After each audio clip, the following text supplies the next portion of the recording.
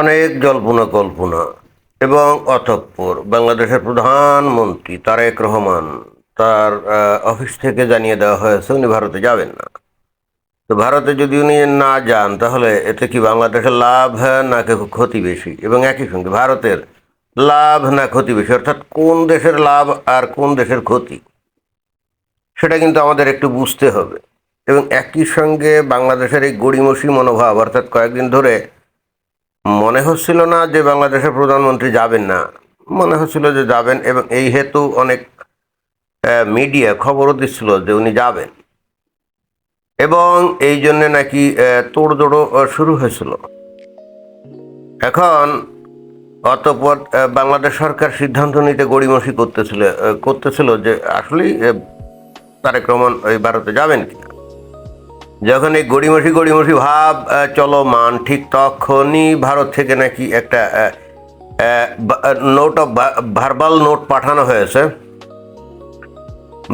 Note পাঠানো হয়েছে যে আমাদের প্রধানমন্ত্রী অর্থাৎ ওই নরেন্দ্র মোদী 21 জুলাই এই আগস্ট থেকে 26 আগস্ট পর্যন্ত উনি ফ্রি থাকবেন। অর্থাৎ তখন ওনার কিছুটা ফ্রি থাকবে। এর মধ্যে বাংলাদেশের প্রধানমন্ত্রী যদি ভারতে যান তাহলে নরেন্দ্র মোদী সময় দিতে পারবেন, আদারওয়াইজ এই বছরের বাকি সময়ে নরেন্দ্র মোদীর যে প্রোগ্রাম আছে এগুলো খুবই টাইট ফিট, উনি কিন্তু সময় দিতে পারবেন না, একেবারে ক্লিয়ার কাট বলে দেওয়া হয়েছে। এবং এইটা কেন করেছে সেটা বোঝা যাচ্ছে, অর্থাৎ বাংলাদেশের এই আচরণে, অর্থাৎ দোনামোনা এই আচরণে ভারত সরকার খুবই বিরক্ত বোধ করছে, এবং করার পর এইটার একটা জবনিকা পাতের জন্যে ওয়ান কাইন্ড অফ আলটিমেটাম দেওয়া যে আসলে আসো, না আসলে না আসো। আমার সময় এই তারিখ থেকে এই তারিখের মধ্যে, অর্থাৎ 21 থেকে 26 আগস্ট এর মধ্যে আমার সময় আছে, আসলে আসো, না আসলে না আসো। এটা ওয়ান কাইন্ড অফ আলটিমেটাম।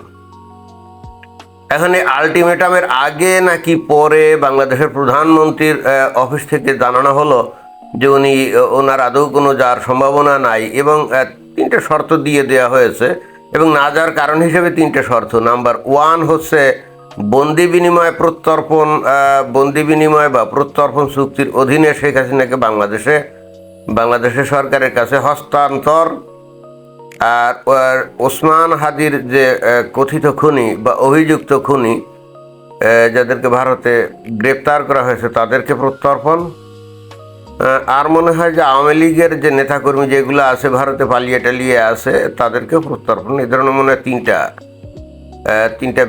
তিনটা দাবি ভারতের দিকে ছুড়ে দেওয়া হয়েছে যে এইগুলো যদি তোমরা পালন করো তাহলে তারেক রহমান ভারতে যাবেন। এটাই কিন্তু সর্বত্র শোনা যাচ্ছে। এবং একই সঙ্গে খবরে এবং যারা নাকি রাজনৈতিক বিশ্লেষক দেখবেন যে এই বিষয়গুলো নিয়ে অনেক কথাবার্তা হচ্ছে। বাট আমার প্রশ্ন হচ্ছে, ভালো কথা, বাংলাদেশ ভারতের সাথে চোখে চোখ রেখে চলবে। ওই মোহাম্মদ ইউনূসের আমলে যে চূড়ান্ত রকম ভারতের প্রতি বৈরীমূলক আচরণের যে ঘটনা ঘটেছিল, এবং ইন্টারেস্টিংলি আমরা ভাবেছিলাম যে যখন বাংলাদেশে একটা নির্বাচিত সরকার আসবে তখন কিন্তু ওই ধারার পরিবর্তন ঘটবে, কিন্তু আমরা কিন্তু সেটা দেখিনি। অনেকটা কি আমার কাছে মনে হচ্ছে যে ওই মোহাম্মদ ইউনূসের লিগ্যাসিটাই এই সরকার বহন করছে, এবং সেটা কিন্তু একেবারে ভয়ঙ্কর রকমভাবে দৃশ্যমান যে ভারতের ব্যাপারে বা ভারতের বিরুদ্ধে বৈরী সম্পর্ক এটা বজায় রাখা, যেটা নাকি বিএনপির চিরাচরিত নীতি। এবং নতুন যুক্ত হয়েছে আর একটা নীতি, সেটা হলো যে এতদিন দাবি করতো বিএনপি যে তারা নাকি মুক্তিযুদ্ধের পক্ষের শক্তি, এরকম বলতো, এবং আমরাও তো ভাবতাম যে তাদের যে প্রতিষ্ঠাতা যে জিয়াউর রহমান যে প্রতিষ্ঠাতা, উনি একজন সেক্টর কমান্ডার ছিলেন মুক্তিযুদ্ধের সময়কার। এই জন্য কিন্তু আমরা ভাবতাম যে হ্যাঁ, জামাতের সাথে হয়তো কিছু সখ্যতা আছে ঠিকই রাজনীতিগত, কিন্তু eventually they are the supporter of freedom fighting, এটাই মনে হতো। বাট সাম্প্রতিক এই 15 আগস্টে কিছু কর্মকাণ্ড আমাদের একেবারে পরিষ্কার দেখিয়ে দিল যে না, আসলে আমরা যা ভাবতাম বিষয়টা ওরকম না। ঘটনা কি, 32 নম্বর যে ধানমন্ডির যে 32 নম্বর বাড়িতে বঙ্গবন্ধুর বাড়ি, তাই না, যেটা নাকি পরে মুক্তিযুদ্ধের জাদুঘর হয়েছিল। ওখানে কিন্তু আওয়ামী লীগের কিছু লোকজন অনেক রিস্ক নিয়ে হলো সম্মান জানানোর জন্য গিয়েছিল। অদ্ভুত ব্যাপার হলো কিছু পোলাপাইন দেখলাম যে বয়োবৃদ্ধ বাপের বয়সী লোকজনদেরকে চড় থাপ্পড় চুল ধরে টানাটানি করেছে, আর আশেপাশে শত শত পুলিশ দাঁড়িয়ে খিলখিল করে হাসতেছে। যে দেশের জাতীয় গৌরবকে এইভাবে পদদলিত করা হয়, মুক্তিযুদ্ধের বিষয়টাকে এভাবে অসম্মান করা হয়, আমি জানি না অতঃপর জাতি হিসেবে বাংলাদেশের আর কি অবশিষ্ট আছে। এবং এটা কিন্তু বাংলাদেশে ইসলামাইজেশনের একটা যে বিশাল রিয়াকশন, সেটাই কিন্তু দেখা গেল। অর্থাৎ আমি কিন্তু বারবার একটা কথা বলি, ইসলাম তো আর কিছুই না, আরব কালচারের আগ্রাসী রূপ, একটা পলিটিক্যাল আইডিওলজি। আপনি মুসলমান হবেন ততই কিন্তু বেসিক্যালি আপনি আপনার দেশকে ভালোবাসবেন না, আপনি ভালোবাসবেন আরব দেশকে। ওই মরুভূমি, খেজুর বাগান, উট দুম্বা চড়ানো, এগুলোর স্বপ্ন আপনার মধ্যে লালিত হবে। সেটা যে বাংলাদেশে কি ভয়ঙ্কর রূপে চলে গেছে সেটা কিন্তু এখান থেকে দেখা গেল।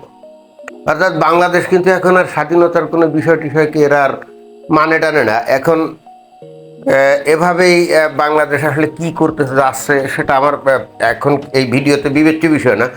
আমি আসলে যেটা বলতে চাচ্ছি ভিডিওতে সেটা হলো যে এখন তাহলে যাবে না, ভালো কথা।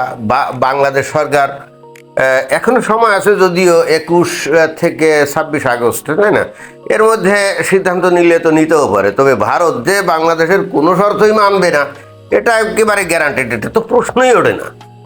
বাংলাদেশ যে সমস্ত দাবি দেওয়া উত্থাপন করেছে, শর্ত উত্থাপন করছে, এটা যদি ভারত মেনে নেয় তাহলে তো ভারতের বর্তমানে যে পৃথিবীব্যাপী তাদের যে প্রভাব প্রতিপত্তি এখন দেখা যাচ্ছে, এগুলো তো ভাড়া পড়বে না।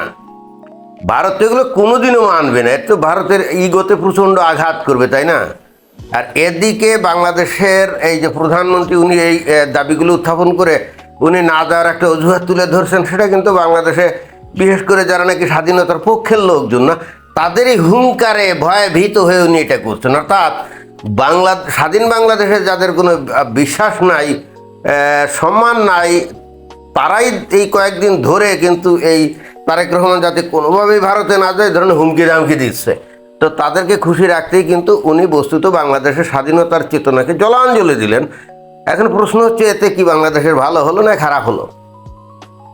আমার কাছে এখন যেটা মনে হচ্ছে, অতঃপর বাংলাদেশ কোনোভাবেই ভারতের কাছে, আর ওই যে মাঝে মাঝে ডিজেল চায় না, এখন তো জ্বালানির প্রচণ্ড অভাব, তেল নাই, গ্যাস নাই, বিদ্যুৎ নাই, তাই না, তাহলে বিদ্যুৎও চাইতে পারবে না। আর এই মাঝে মাঝে হাজার হাজার টন যে ডিজেল, এটা বাংলাদেশ চায় ভারতের কাছে, আর ভারত পাঠিয়ে দেয় এবং চিন্তা করে যে হ্যাঁ, এইভাবে খুশি করলে হয়তো বাংলাদেশের সাথে ভালো সম্পর্ক তৈরি হতে পারে। আমার ধারণা বাংলাদেশ, হ্যাঁ ঠিক আছে, চোখে চোখে কথা বলবে, তো বাংলাদেশের এখন লজ্জা শরম থাকলে আর ভারতের কাছে ডিজেল চাইবে না।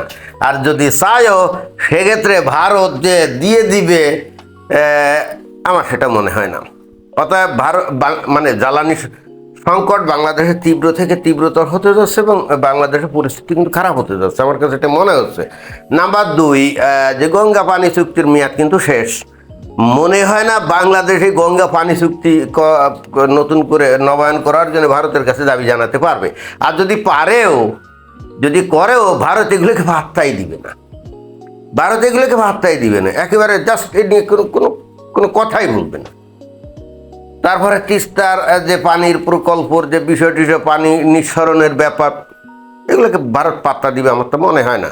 অন্তত অ্যাটলিস্ট বাংলাদেশের তরফ থেকে যে আচরণগুলো করা হলো, অর্থাৎ বাংলাদেশ চাচ্ছে ভারতের সাথে কোনো সম্পর্কের উন্নয়ন এগুলো দরকার নাই। ওই পাকিস্তানি আদর্শে তারা থাকবে এবং পাকিস্তান যে রীতিনীতি অনুসরণ করে সেভাবেই তারা থাকবে। অথচ বাংলাদেশ খেয়াল করছে না যে খোদ পাকিস্তানকে ভারত কীভাবে নাস্তানাবুদ করছে। সেখানে কিন্তু অলরেডি দেশটা ভেঙে টুকরো টুকরো হয়ে যাওয়ার পর্যায়ে চলে গেছে। এটা আমি জানি না বাংলাদেশের এই তারেক রহমান এটা দেখতেছেন কি না। আর ওদিকে সিন্ধু নদীর পানি কিন্তু ওই চুক্তি নেই, ওদিকে পারমাণবিক বোমার হুমকি টুমকি দিচ্ছে ওই যে শাহবাজ শরীফ, তাই না। কিন্তু এগুলোকে যে থোড়াই কেয়ার করে ভারত, সেটা বাংলাদেশের সরকার দেখতে পাচ্ছে কিনা আমি জানি না। খেয়াল করতে হবে, ভারত কিন্তু যেন তেন ছোটোখাটো একটা দেশ না, যে যা চাইবে তাই, মানে বাংলাদেশ যা বলবে তাই করবে, তাদের বোঝা উচিত যে ভারত এই অঞ্চলের কিন্তু একটা আঞ্চলিক শক্তি, রাইট? তো যখন একটা আঞ্চলিক শক্তি দাঁড়িয়ে যায়, তখন আপনি চাইলেও আপনি তাদের উপরে প্রেশার ক্রিয়েট করে কোনো কিছু করতে চাইলে তখন তাদের কিন্তু ইগোতে লাগবে, মানে যারা আঞ্চলিক শক্তি, খেয়াল করতে হবে। আর তখন তারা যে কোনো রকম আচরণ করতে পারে। বাংলাদেশের ভাগ্য ভালো যে ভারতের মতো একটা ধৈর্যশীল দেশকে তারা প্রতিবেশী হিসাবে পেয়েছে। আমেরিকার মতো এবং ডোনাল্ড ট্রাম্পের মতো অসহিষ্ণু নেতা এবং দেশ যদি বাংলাদেশ পাইতো, বাংলাদেশের পরিস্থিতি কি হতো একবার তারা কি কল্পনা করে? তবে হ্যাঁ, ভারতের ধৈর্যের তো হয়তো মনে হয় সীমা আছে এবং সম্ভবত এখন সেই সীমা অতিক্রম করতে যাচ্ছে, এটা আমার কাছে মনে হচ্ছে। এখন দেখা যাক ভবিষ্যতে কি বলে। আমাদেরকে অপেক্ষা করা ছাড়া কোনো গতি নেই। তবে একটা ব্যাপারে আমি একেবারে কনফার্ম, বাংলাদেশের কপালে বহুত দুর্ভোগ আছে এবং সেই দুর্ভোগটা সর্বক্ষেত্রে, অর্থনৈতিক ক্ষেত্রে, রাজনৈতিক ক্ষেত্রে, ভৌগোলিক ক্ষেত্রে, সামাজিক ক্ষেত্রে, সব দিক দিয়ে কিন্তু এইবার পরিস্থিতি কিন্তু জটিল হতে যাচ্ছে। আমাদের একটু উদাহরণ দেখতে হবে হালকাভাবে। মালদ্বীপের মুইজ্জু, সেও কিন্তু ভারতের বিরুদ্ধে জিহাদ ঘোষণা করে বিপুল ভোটে জিতে ক্ষমতায় চলে এসে ভারতকে আউট করে দিয়ে চায়নাকে ইন করানোর যাবতীয় ব্যবস্থা করেছিল। এর কিছুকাল পরেই সেই মুইজ্জুকে নয়াদিল্লি গিয়ে ভারতের নরেন্দ্র মোদীর পায়ের সামনে বসে থাকতে দেখা গেছে। কি গেছে না? আমি জানি না এই লন্ডনে যখন ছিলেন এই তারিক রহমান, তখন উনি এই সমস্ত দেখছেন কিনা বা এই খবরগুলো রাখছেন কিনা। আমাদেরকে দেখতে হবে যে উনি যাদের বুদ্ধি এবং পরামর্শে উনি চলছেন, তারা বেসিক্যালি দেশকে আসলে কোন দিকে নিয়ে যেতে চাচ্ছে, তাই না? ইদানিংকালে যে বিভিন্ন জায়গায় বোমা টোমা পাওয়া যাচ্ছে, মাদ্রাসায় বোমা পাওয়া যাচ্ছে, অসাবধানতায় বিস্ফোরিত হচ্ছে। বাংলাদেশ একটা ভয়ঙ্কর টাইম বোমার উপরে বসে আছে, কিন্তু এনি টাইম এটা বিস্ফোরণ ঘটলে এর যে কী অবস্থা হবে। ভারত আসলে ওই ভয়ের কারণেই বাংলাদেশের সাথে একটা চুক্তি করতেছে, একটা বাংলাদেশের মানে স্থিতিশীলতা আছে। কারণ বাংলাদেশে ছোট্ট একটা ভূখণ্ড, এখানে 18-19-20 কোটি লোক। এখানে যদি মৌলবাদী যেমন তালেবানপন্থী টাইপের ওরা যদি একটা ওই ইরানের টাইপের যদি একটা ইসলামী বিপ্লব ঘটিয়ে দেয়, দিয়ে যদি একটা ভজকট লাগায়, তো এখান থেকে তো লাখে লাখে না কোটিতে কোটিতে লোক বাংলাদেশ ছেড়ে পালিয়ে ভাগতে চাইবে। ভারত এই ভয়টাই করতেছে এবং এই জন্যই তো তারা জোর কদমে তাদের ওই যে কী কাটাতারের বেড়া টেটা এগুলো দিচ্ছে। কারণ তারা ভালো করে বুঝতে পারতেছে যে ভবিষ্যতে এই ঘটনা ঘটতে যাচ্ছে। বাংলাদেশের যে বা যারাই শাসন ক্ষমতা আছে তারা কিন্তু মনে হচ্ছে এটাই চাচ্ছে যে তাহলে বাংলাদেশের কিছু জনগণ যদি বাংলাদেশ থেকে ভেগে যায় তাহলে চাপ কিছুটা কমবে না।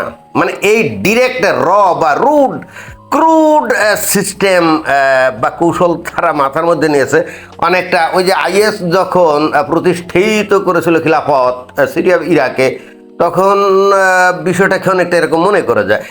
এবং আমি তো এখন মনে করি যে আইএস প্রতিষ্ঠিতই হয়েছিল যে পশ্চিম ইউরোপকে দখল করার উদ্দেশ্যে, অর্থাৎ মুসলমানরা দখল করবে, অর্থাৎ একটা অজুহাত খাড়া করে দিয়ে এইবার আমরা মানবেতর পজিশনে আছে, জীবন সংশয় বলে লাখ লাখ লোক ওদিকে রওনা দিবে এবং তখন ওরা তো ভুলে ভালে ওরা মানবিকতা দেখিয়ে আশ্রয় দিবে। এবং এখন তারা তো টের পাচ্ছে ঘটনা কি। হুবহু সেই ধরনের একটা বিষয়ের মানে অবতারণাই বাংলাদেশে ঘটতে যাচ্ছে এবং এর পেছনে আমার কাছে কেন জানি মনে হয় ডিপ স্টেট আছে। অর্থাৎ ভারত যেহেতু আমেরিকার কথাবার্তা যেমন সবসময় শোনে না, তাতে ভারতকে শিক্ষা দেওয়ার জন্য আমেরিকাতে অনেক চেষ্টা তদবির করে এবং হুবহু বাংলাদেশ যেমন ভারতের কথাবার্তা শোনে না, তো ভারত ওই ধরনের কিছু করবে। বাট ভারতের এখানে প্রতিবন্ধকতা হলো বাংলাদেশ তো ভারতের একেবারে পাশে। ফলে কোনো একটা ঝুই ঝামেলা হলে, বাংলাদেশে কোনো কিছু হলে লাখ লাখ কোটি কোটি লোক তাদের দেশে ঢোকার পায়তারা করতে পারে। এই জন্যে তারা ভয়ভীত। এই জন্যই বস্তুত তারা বাংলাদেশের সাথে আগ্রহ দেখাচ্ছে যে আসো একটা সম্পর্ক তৈরি করি, একটা রাজনৈতিক স্ট্যাবিলিটি তোমাদের দেশে থাকে, যেন কোনো মাস মাইগ্রেশনের কোনো ঘটনা না ঘটে। এখানে বেসিক্যালি ভারতের মানে বাংলাদেশের সাথে সম্পর্ক উন্নতির জন্য ভারতের তাগাদার বিষয়টা হলো এরকম যে ভিক্ষা চাই না কুত্তা সামলা। আমার কাছে সেরকমই মনে হয়। দেখা যাক কী হয়। ধন্যবাদ।